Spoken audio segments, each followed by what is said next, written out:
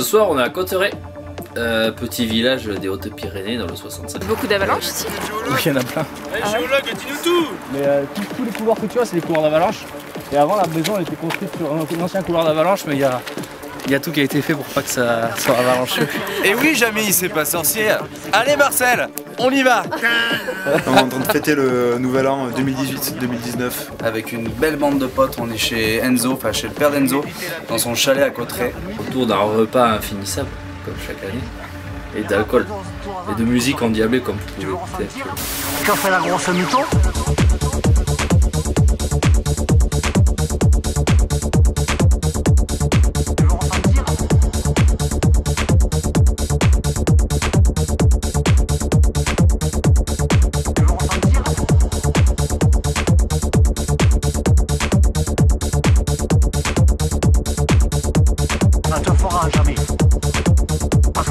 Qu'est-ce que tu vas faire maintenant après Doge? Je vais continuer à faire de la musique, plus électronique que rock, pour mes projets perso. Je vais me faire un petit live set pour faire des petits concerts dès que je le pourrai, avec plein de machines, des synthétiseurs, des boîtes à rythme, des effets, enfin tout ça. C'est une approche un peu geek de la musique électronique, mais c'est quelque chose qui me convient bien. Comme on l'a fait avec Doge, mais dans un autre style de musique et tout seul. C'est un petit challenge perso, mais hyper intéressant et enrichissant artistiquement et techniquement aussi. Et ça s'appelle L'Avion Musique. C'est sur Spotify, Instagram et tous les réseaux sociaux quoi. Yes. C'est quoi ton plan de vie un peu grosso modo Alors mon plan de vie maintenant ça va être faire du son au max, continuer de faire mes saisons en plage, en MNS parce que c'est vraiment quelque chose que j'adore faire et continuer aussi à composer de la musique pour d'autres personnes. Ça c'est quelque chose sur lequel je bosse depuis quelques mois et ça me plaît vraiment pour des films ou des professionnels, enfin des professionnels d'entreprise, ce genre de choses pour des campagnes publicitaires ou quoi. Moi s'il y a un truc que j'aurais voulu accomplir dans Doge, c'est juste le fait que aujourd'hui je me forme un petit peu à des trucs de marketing etc. avec Pablo pour peut-être faire un bise avec lui.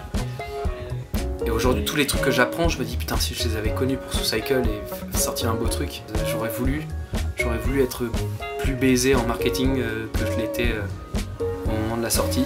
J'ai beaucoup de choses en tête en ce moment, beaucoup de projets qui sont totalement extérieurs à la musique. Doge, ça te laisse l'esprit libre en fait, enfin, que ça se vire ou... Aujourd'hui ça me permet de me récupérer du temps libre, ouais. Plus que l'esprit libre. Parce que forcément j'ai toujours Doge dans un petit coin de la tête et ça pourra pas changer quoi.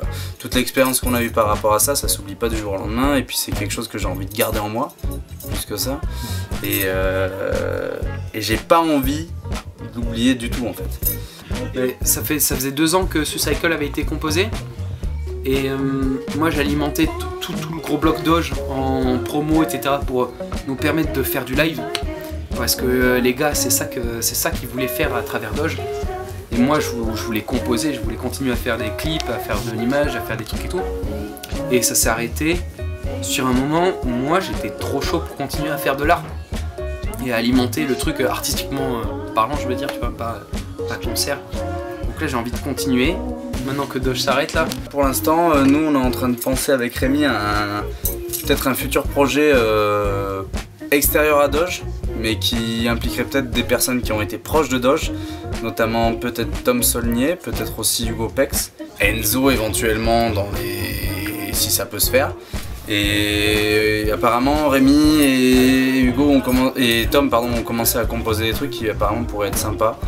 Donc on va essayer d'explorer un petit peu le filon et de travailler là-dessus. On n'est pas... Oh là, il aurait pris cher. Il a pété, ouais il a pété, c'est ça qu'on vient d'entendre. Et je viens de me rapprocher à ce moment-là, ouais c'est dégueulasse.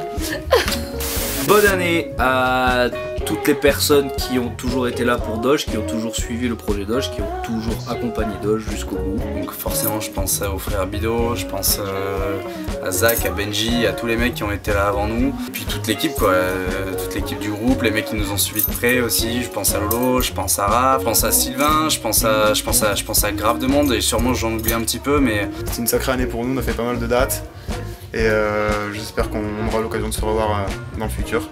Inch'Allah. Bonne année. T'as un coupeur d'eau, ça fait quoi d'embrasser un gars qui a un coupeur d'eau? Il me fait bah vas-y mec on s'embrasse, j'ai fait bah vas-y on s'embrasse. Du coup on s'est roulé des grosses pelles mec.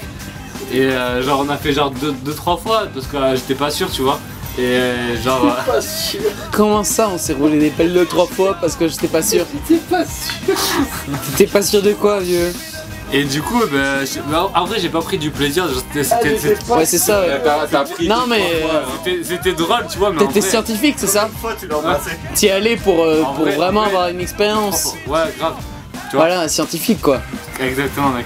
Écoute ça, en fait ce soir on était trois, il y avait Jérém, mon pote qui est perçeur là, et Marie, une autre pote à moi. Et genre mec, à un moment je me suis tapé une barre de ouf, mec, j'en pouvais plus vraiment, j'étais à terre. Genre à un moment je sais pas, le gars je t'avoue il est un peu chelou, le gars il a voulu me racler la grille du cul mec, il me l'a raclé et genre il a été voir Marie, la meuf qui était avec moi. Et du coup, Marie elle était là genre en mode elle était cramée et tout, il a foutu les doigts dans la bouche mec alors qu'il venait juste de me racler la raie du cul mec, et Marie elle était là genre comme ça mec. Et là mec j'ai vu cette scène, mais je me dis c'est pas vrai, la meuf elle me suçait les doigts mec après elle me racler la raie du cul mec, et c'était incroyable mec cette scène, c'était complètement dingue. Ivre, il me racle la raie. Ça le déteste.